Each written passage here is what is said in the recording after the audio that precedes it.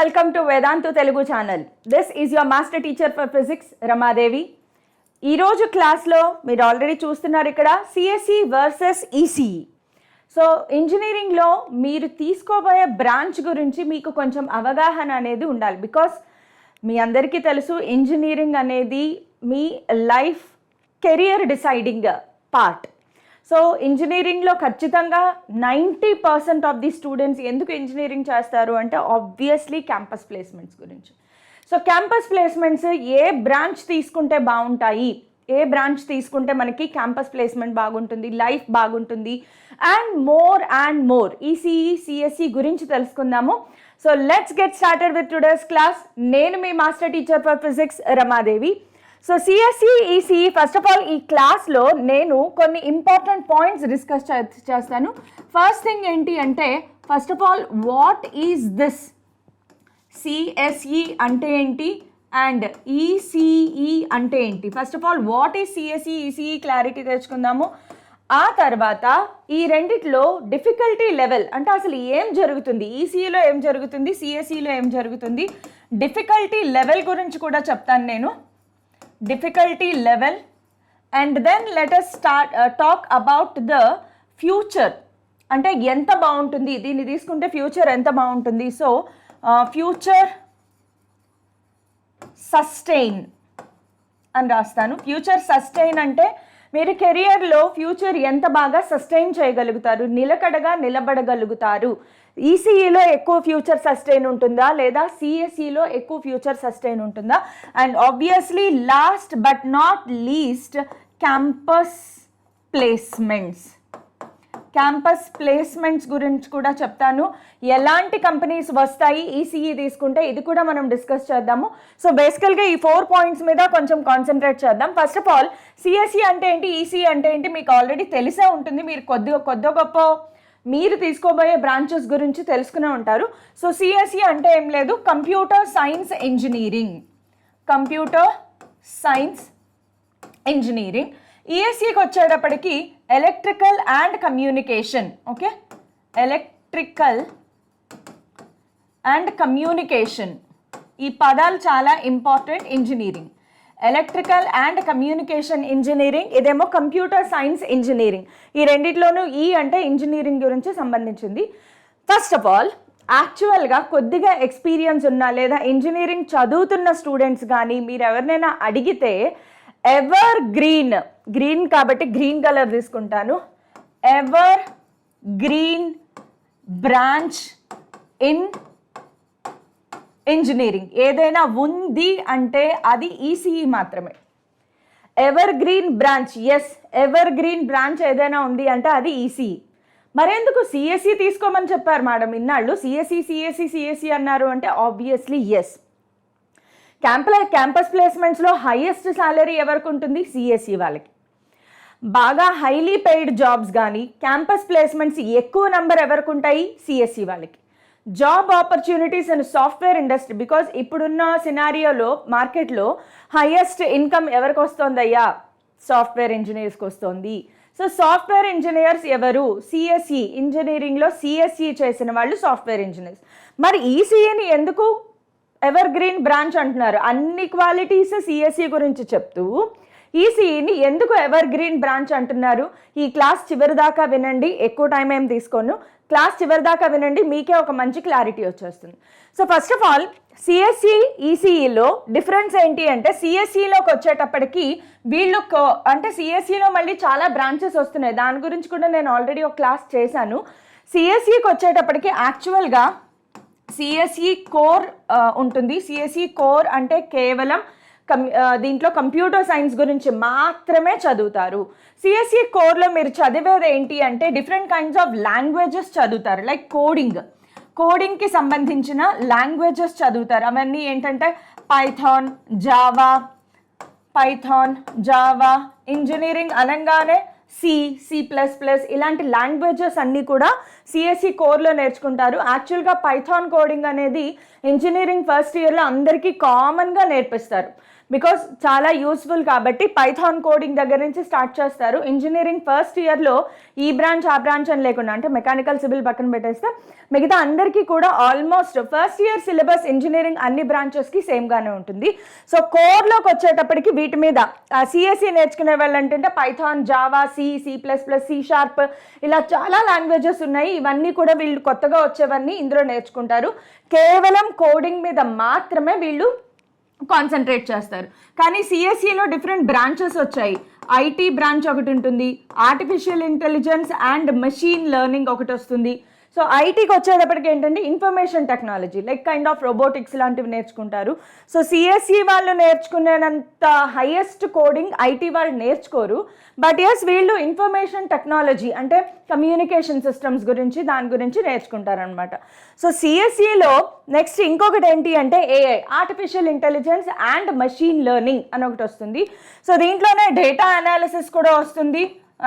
And ఇప్పుడు కొత్తగా న్యూగా వచ్చే ఒక స్టడీ ఏంటి సిఎస్సిలో అంటే MNC అంటారు, mathematics and computation. Full maths. ఎవరైతే నేను మ్యాథ్స్ బాగా చేయగలను, కాన్ఫిడెన్స్ ఉంది, నాకు చాలా ఇష్టం. కొంతమంది ఉంటారు కదా మ్యాథ్స్ ఫేవరెట్ అనమాట, వాళ్ళకి మిగతా సబ్జెక్ట్స్ అన్నీ 0, కానీ మ్యాథ్స్ మాత్రం అలా క్యాలిక్యులేట్ చేస్తారు. అలాంటి వాళ్ళు MNC మీద కాన్సన్ట్రేట్ చేయండి, ఫ్యూచర్ బాగుంటుంది. ఓకే, సో ఎవరో అంటే కామెంట్స్లో నన్ను ఎవరో అడిగారు సిఎస్సి కోర్ అంటే ఏంటి, మిగతా బ్రాంచెస్ అంటే ఏంటి, అర్థం కాలేదని అన్నారు. సో వన్స్ అగైన్ క్లారిటీ ఇస్తున్నాను. సిఎస్సి కోర్ అంటే కేవలం కోడింగ్ మీద మాత్రమే, ప్రోగ్రామింగ్, ఒక ప్రోగ్రామ్ ఎలా రాయాలి దాని మీద మాత్రమే మీరు కాన్సన్ట్రేట్ చేస్తారు. బట్ ఇన్ఫర్మేషన్ టెక్నాలజీ సిఎస్సిలో అంటే ఫైనల్ ఇయర్కి వచ్చేటప్పటికి మీకు ఎలెక్టివ్ సబ్జెక్ట్స్ ఉంటాయి. డిఫరెంట్ ఎలెక్టివ్ సబ్జెక్ట్స్ తీసుకుంటారు. దాంట్లో ఈ బ్రాంచ్ తీసుకున్న వాళ్ళు ఏంటంటే సిఎస్సి వాళ్ళలాగా కోడింగ్ కాకుండా ఇన్ఫర్మేషన్ టెక్నాలజీ గురించి నేర్చుకుంటారు. AI, artificial intelligence and machine learning. యాక్చువల్గా ఒకవేళ నన్ను సలహా అడిగితే మీకు సిఎస్సి కోర్లో సీట్ రావట్లేదు అంటే గో ఫర్ ఏఐ. ఫ్యూచర్ అంతా కూడా మనకి ఏఐలో ఉంది, ఆర్టిఫిషియల్ ఇంటెలిజెన్స్లో ఉంది. కాబట్టి నా సజెషన్ ఏంటి అంటే ఇప్పుడున్న ట్రెండ్ ప్రకారం, అలాగే మనకి తెలిసిన చాలామంది సాఫ్ట్వేర్ ఇంజనీర్స్ని సజెషన్ తీసుకున్నప్పుడు ఇప్పుడు ట్రెండ్ ఏంటి అంటే AI, artificial intelligence and machine learning లేదా data analysis.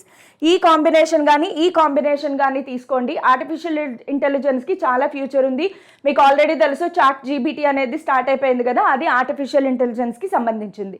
So CSC branch రాలేదు నాకు అన్న వాళ్ళు సిఎస్సిలో ఏఐకి వెళ్ళొచ్చు, బెటర్ ఆప్షన్. లేదు అన్న మిగతావి కూడా నేర్చుకోండి, ఓకే పర్లేదు. సో ఇది సిఎస్సి గురించి, కంప్యూటర్ సైన్స్ అండ్ ఇంజనీరింగ్. ఇప్పుడు మన ఫేవరెట్ ఈసీఈకి వద్దాం. ECE electrical and communication. So దీంట్లో వీళ్ళు ఏం నేర్చుకుంటారు అంటే నేను మీకు ఒక ఎగ్జాంపుల్తో చెప్తాను చూడండి. ఫర్ ఎగ్జాంపుల్ మీరు ఒక ఫేస్బుక్ లాగిన్ పేజ్ ఓపెన్ చేశారు అనుకోండి. ఫేస్బుక్ లాగిన్ పేజ్ ఓపెన్ చేయంగానే అక్కడ లాగిన్ యూజర్ ఐడి, పాస్వర్డ్ అడుగుతుంది. సో మీరు యూజర్ ఐడి, పాస్వర్డ్ టైప్ చేస్తారు.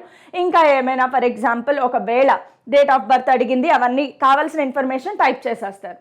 సో ఆ ఇంటర్ఫేస్ ఏదైతే ఉందో మీరు ఓపెన్ చేయగానే బ్లూ కలర్లో ఫేస్బుక్ అని, మెటా అని చెప్పేసి, అండ్ ఇక్కడ మీరు ఇది టైప్ చేయాలి, ఇక్కడ మీరు ఇది టైప్ చేయాలి. ఆ ఇంటర్ఫేస్ ఏదైతే ఉందో ఆ ఇంటర్ఫేస్ని తయారు చేసేవాడు ఎవడు అంటే సిఎస్సి చదివేవాడు. సో ప్రోగ్రామ్ రాస్తారనమాట. ఫేస్బుక్ లోగో ఇంత ఉండాలి, ఇలా ఉండాలి, ఈ కలర్ ఇలా ఉండాలి, అండ్ ఇక్కడ డ్రాప్ బాక్స్ రావాలి, ఇక్కడ ఇలా ఓపెన్ అవ్వాలి. సో ఏదైతే వెబ్ పేజ్ ఉంటుందో అలాంటి వెబ్ పేజెస్ని తయారు చేసేది సిఎస్సి వాడైతే, సరే మీరు ఇప్పుడు యూజర్ ఐడి, పాస్వర్డ్ అన్నీ ఎంటర్ చేసేసారు, ఎంటర్ బటన్ కొడతారు. ఎంటర్ బటన్ కొట్టగానే ఏం జరుగుతుంది, మీరు ఇచ్చిన డేటా అంతా కూడా సర్వర్లో సేవ్ అయ్యి అది వెరిఫికేషన్ చేస్తుంది, అవునా, బ్యాక్ ఎండ్లో. సో ఆ వెరిఫికేషన్ చేసేటప్పుడు ఆ డేటా అంతా సేవ్ అవ్వడానికి ఏదైతే సర్క్యూట్ కావాలో దాన్నంతటిని ఎవరు తయారు చేస్తారు అంటే ఈసీఈ స్టూడెంట్. సో ఒక సిఎస్ఈ స్టూడెంట్తో పాటు ఇప్పుడు బ్యాక్ ఎండ్లో ఈ డేటా అంతా జరగాలి అంటే, ఆ చిప్ వర్క్ చేయాలి అంటే ఈసీఈ వాడు లేకుండా అక్కడ పని జరగదు. ఇంకొక ఎగ్జాంపుల్ చెప్తాను చూడండి. మనం సెల్ ఫోన్ యూజ్ చేస్తామా? సెల్ ఫోన్ అనేది complete software technology, right? Cell phone కానీ కంప్యూటర్ కానీ ఏదైనా సరే. సింపుల్గా సెల్ ఫోన్ తీసుకుందాం, ఒక స్మార్ట్ ఫోన్ తీసుకోండి. స్మార్ట్ ఫోన్ తీసుకున్నప్పుడు ఆ స్మార్ట్ ఫోన్ మీద మనకి బోల్డ్ అన్ని యాప్స్ కనిపిస్తూ ఉంటాయి, రైట్? ఒక ఇంటర్ఫేస్ కనిపిస్తుంది, ఆ యాప్ను ఓపెన్ చేస్తే ఇంకొక ఇంటర్ఫేస్ ఓపెన్ అవుతుంది, దాంట్లో రకరకాల లింక్స్ ఉంటాయి. సో ఇదంతా కూడా ప్రోగ్రామింగ్ చేసే వాళ్ళు ప్రోగ్రామ్ చేస్తారు. ఈ యాప్ డిజైన్ ఇలా ఉండాలి, ఈ యాప్ లోపల ఈ లింక్స్ ఉండాలి, ఈ క్లిక్ బటన్ ఉండాలి, ఈ ఇంటర్ఫేస్ ఇలా ఉండాలి, ఇవన్నీ డిజైన్ చేసేది ఎవరు అంటే కోడింగ్ ద్వారా చేస్తారు, వాళ్ళు సిఎస్సి స్టూడెంట్స్. అయితే ఆ సెల్ ఫోన్ లోపల చిప్ ఉంటుంది, అవునా? మీకు తెలుసు కదా, ఇంటెల్ క్వాడ్కమ్ కోర్ ప్రాసెసర్స్ ఇవన్నీ ఉంటాయి కదా. సో ఈ ప్రాసెసర్స్ అవన్నీ ఇంటర్లింక్డ్ వర్క్ చేయాలి అంటే ఆ చిప్ని ఎవరైతే డిజైన్ చేస్తారో, ఆ సర్క్యూట్ని ఎవరైతే డిజైన్ చేస్తారో వాళ్ళు ఈ సిఈ స్టూడెంట్స్. సో ఇప్పుడు చెప్పండి, ఒక సిఎస్ఈ స్టూడెంట్కి ఎంత డిమాండ్ ఉందో దాని వెనక పనిచేసే ఈసీఈ చదివే స్టూడెంట్కి కూడా అంతే డిమాండ్ ఉంటుంది. సో మీకు కొంచెం ఓవరాల్గా అర్థమైంది అనుకుంటున్నాను, సిఎస్ఈలో చేసేవాడికి ఎలాంటి జాబ్స్ వస్తాయి, ఈసీఈలో చేసే వాళ్ళకి ఎట్లాంటి జాబ్స్ వస్తాయి. Okay, so have you got a proper idea? So అది సిఎస్ఈ ఈసీఈ. సో ఈసీఈలో బేసికల్గా మీరు ఏం చదువుతారు అంటే యాక్చువల్గా ఈసీఈ అనేది it is a combination of, క్లియర్గా చెప్పాలి అంటే ఈసీఈ అనేది it is a combination of, వీళ్ళు కంప్యూటర్ నాలెడ్జ్ ఉంటుంది, వీళ్ళు కంప్యూటేషన్ నాలెడ్జ్ ఉంటుంది, ప్లస్ ఎలక్ట్రానిక్స్ నాలెడ్జ్ కూడా ఉంటుంది.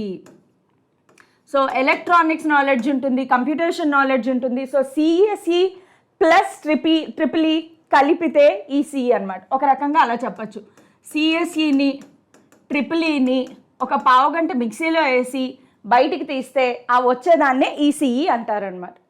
సో ఈసీఈ వాళ్ళకి కొద్దిగా కంప్యూటేషన్ నాలెడ్జ్ ఉంటుంది అండ్ కొద్దిగా ఎలక్ట్రానిక్స్ నాలెడ్జ్ ఉంటుంది. ఈ రెండింటిని కంబైన్ చేసి వాళ్ళు నాలెడ్జ్ వాడతారు. సో బేసికల్గా అది what is CSE, what is ECE అంటే.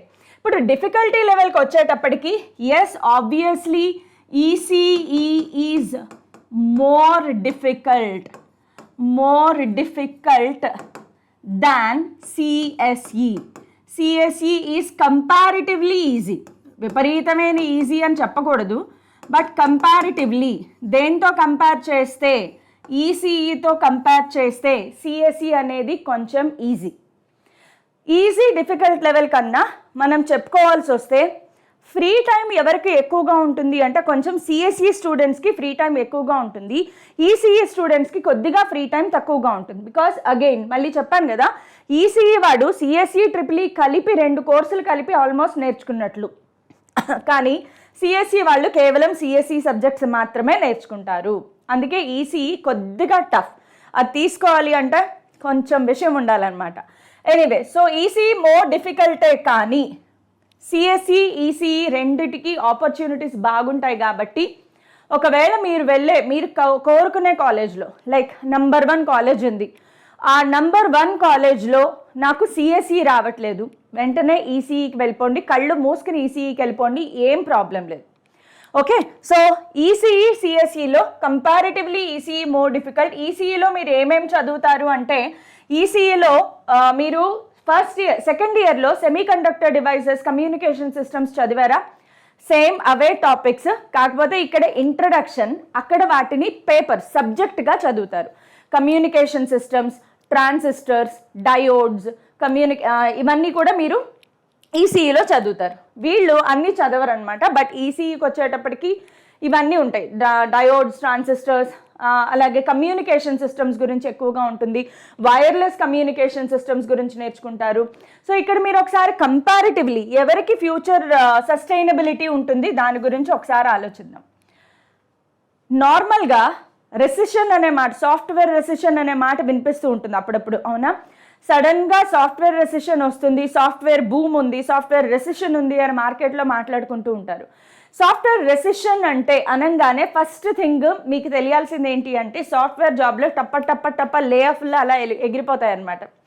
పొద్దున్నే లేచి ఇలా మెయిల్ ఓపెన్ చేయంగానే sorry you are no more working with our company అనే మెయిల్ వచ్చిందా, ఇంట్లో కూర్చుని మా అమ్మే జాబ్ పోయింది అని ఆడవడం తప్ప వాళ్ళు ఇంకా ఏమీ చేయలేరు.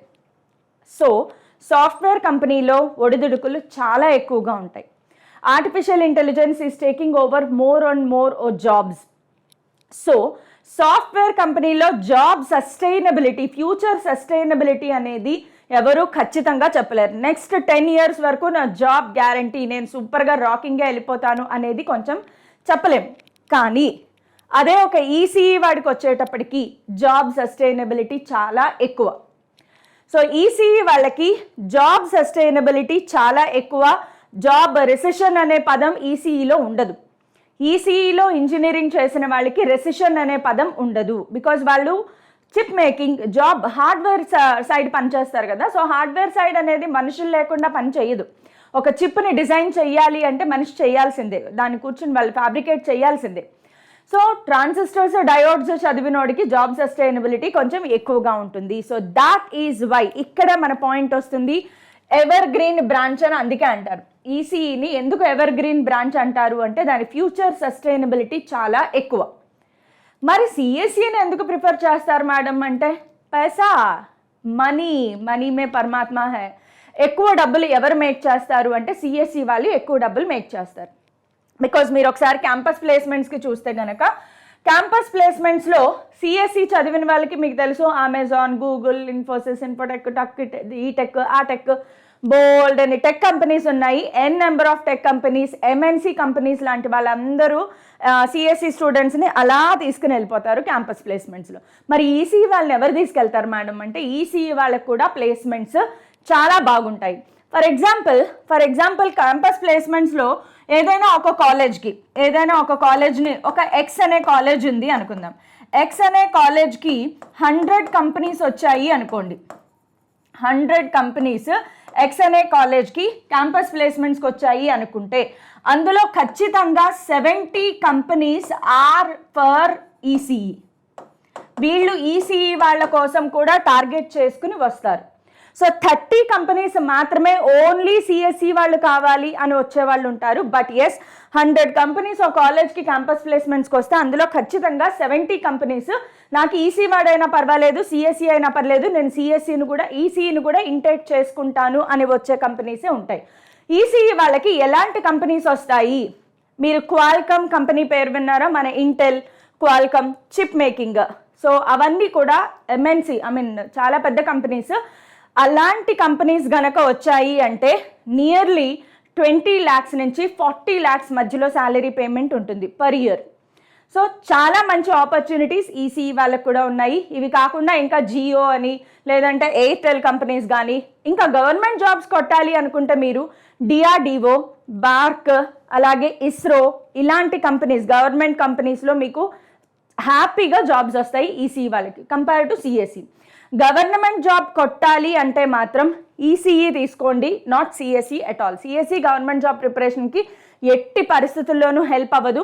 ఓఎన్జీసీ కానీ, లైక్ ఫర్ మోస్ట్ ఇంపార్టెంట్, ఇప్పుడు ఈసీఈని ఇంకొకటి ఎవర్ గ్రీన్ బ్రాంచ్ ఎందుకు అంటారు అంటే, గేట్ లాంటి ఎగ్జామ్కి ప్రిపేర్ అవ్వాలి అంటే, మీ అందరికీ తెలుసు ఇంజనీరింగ్ 3rd year నుంచి స్టూడెంట్స్ గేట్ ఎగ్జామ్ రాయడం స్టార్ట్ చేస్తారు.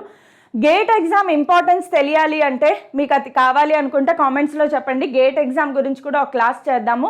బట్ గేట్ ఎగ్జామ్ ఇంజనీరింగ్ స్టూడెంట్కి లైఫ్ టర్నింగ్ అనమాట. నిజంగా అందులో మీకు మంచి ర్యాంక్ వచ్చింది అంటే గేట్ ద్వారా మీరు ఎంటెక్ కాలేజెస్కి వెళ్ళొచ్చు, రీసెర్చ్ సైడ్ వెళ్ళొచ్చు.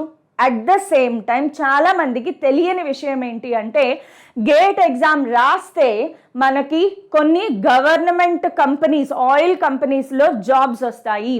నవరత్నాస్ అని, మహారత్నాస్ అని మనకి కొన్ని ఆయిల్ కంపెనీస్ ఉంటాయి ఇండియాలో, టాప్ మోస్ట్ కంపెనీస్ అనమాట. వాటిలో జాబ్ రావాలి అంటే గేట్ ఎగ్జామ్ క్వాలిఫై అవ్వాలి. గేట్ ఎగ్జామ్ ఎవరు ఈజీగా క్వాలిఫై అవుతారు? ఈసీఈ స్టూడెంట్స్ క్వాలిఫై అవుతారు మోర్ దాన్ సిఎస్ఈ. ఈసీఈ వాళ్ళు ఇంజనీరింగ్ చేసేటప్పుడే వాళ్ళు ఈ గేట్కి సంబంధించిన సిలబస్ ఏదైతే ఉందో అది కవర్ చేసేసుకుంటారు.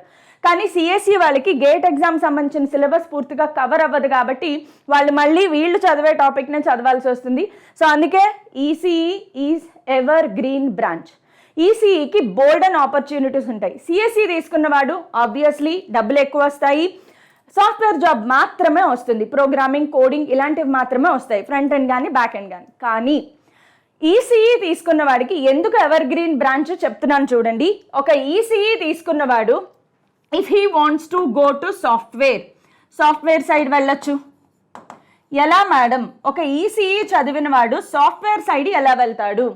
ఈ రోజుల్లో కోడింగ్ నేర్చుకోవడం అనేది పెద్ద బ్రహ్మ విద్యేమీ కాదు. అసలు మీకు తెలుసా, చాలామంది స్కూల్ లెవెల్లోనే 9th క్లాస్ 8th క్లాస్కి వచ్చేసరికి కోడింగ్ ప్రోగ్రామింగ్ నేర్చేసుకుంటారు.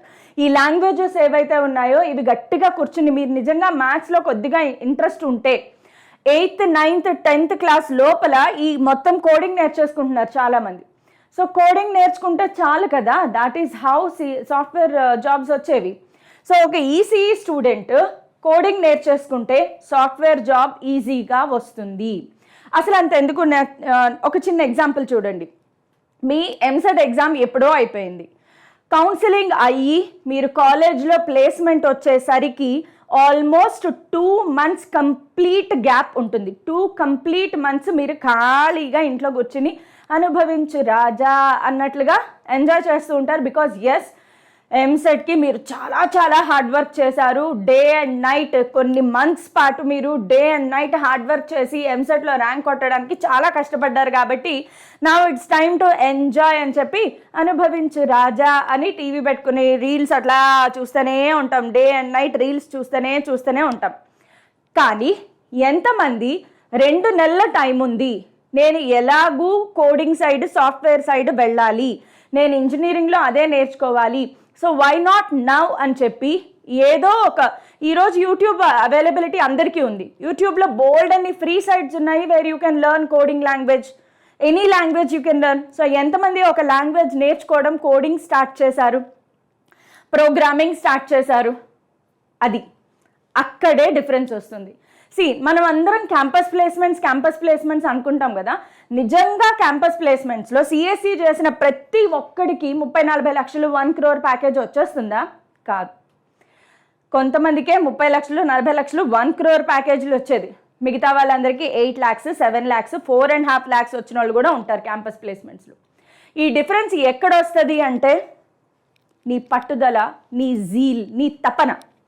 నువ్వు ఏం చేద్దాం అనుకుంటున్నావు ఆ దారిలో ఎవరు చెప్పకూడదు. ఇప్పుడు కాలేజ్ ఓపెన్ అయిందా, ఓకే కాలేజ్కి వెళ్ళి చదవాలి, మీకు రేపు ఎగ్జామ్ ఉంది అని చెప్తేనే ఇవాళ నేను చదువుతాను.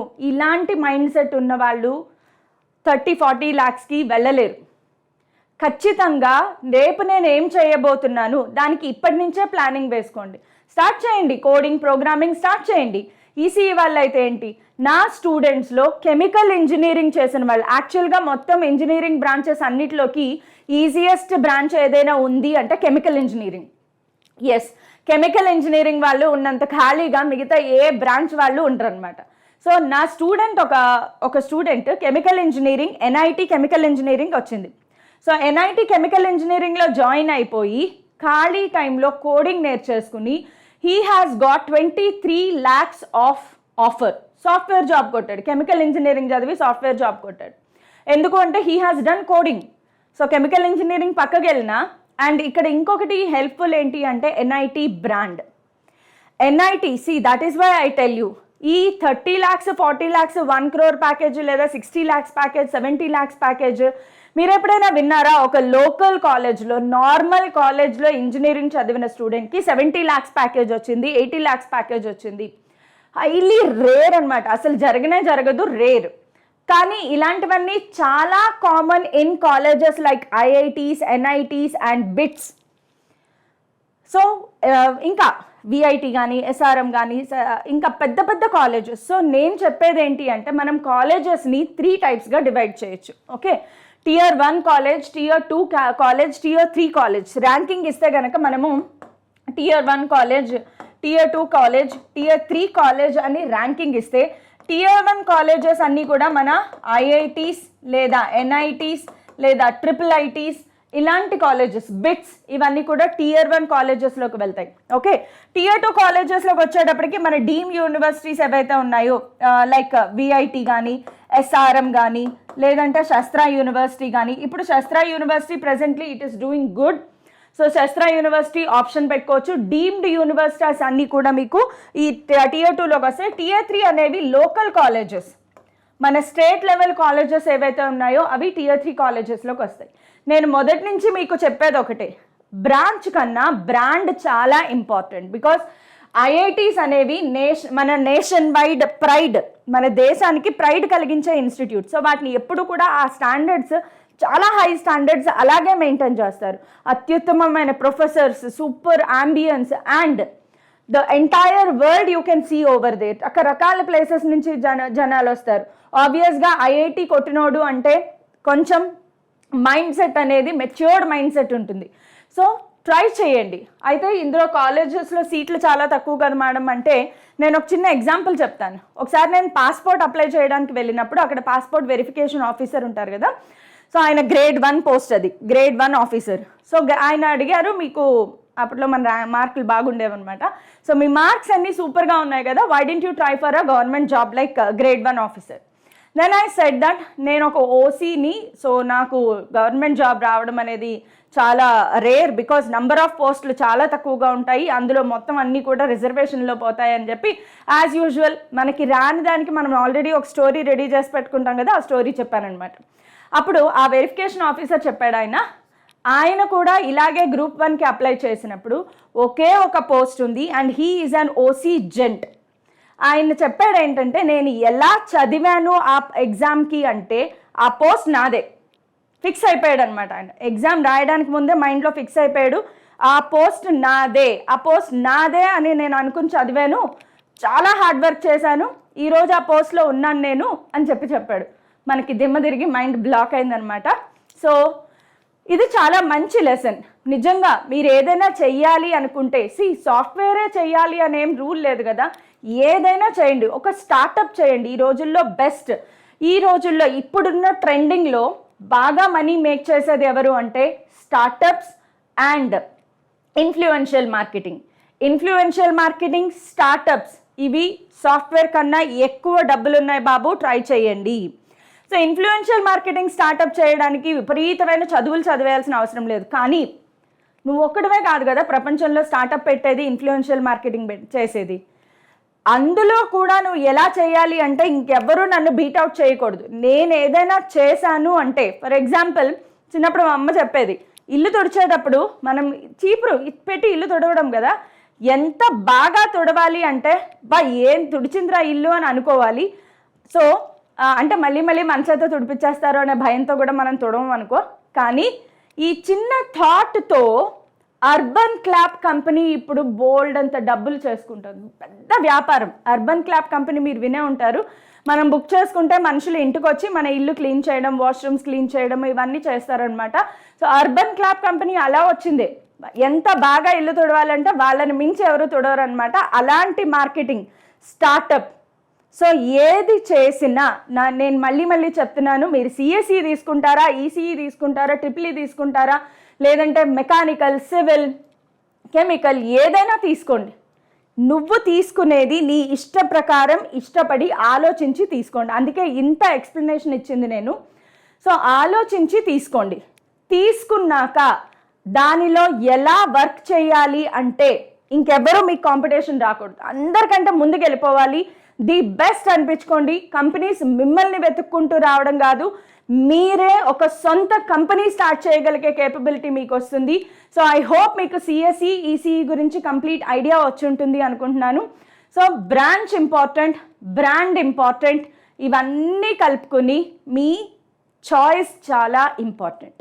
మీకు ఇక్కడ ఏది, ఈ రెండు చోట్ల ఏది అనిపిస్తే దానికి వెళ్ళండి, దాంట్లో నంబర్ 1 అవ్వడానికి ప్రయత్నం చేయండి. Thank you all. ఇంకేమైనా డౌట్స్ ఉన్నా లేదా ఇంకా ఏదైనా బ్రాంచెస్ గురించి మీరు తెలుసుకోవాలి అనుకుంటున్నా కామెంట్స్లో చెప్పండి, కంప్లీట్గా మీకు హెల్ప్ చేస్తాను. Next coming up class AP స్టూడెంట్స్కి టాప్ యూనివర్సిటీస్ ఏంటి, టాప్ కాలేజెస్ ఏంటి, అది కూడా చేద్దాము. ఈరోజు class is for every engineering student, TS వాళ్ళకా ఏపీ వాళ్ళకా అనేం కాదు, any engineering student can work on this. So choice మీది, ఏది తీసుకున్నా లైఫ్ అద్భుతంగా ఉంటుంది. All the best you all guys.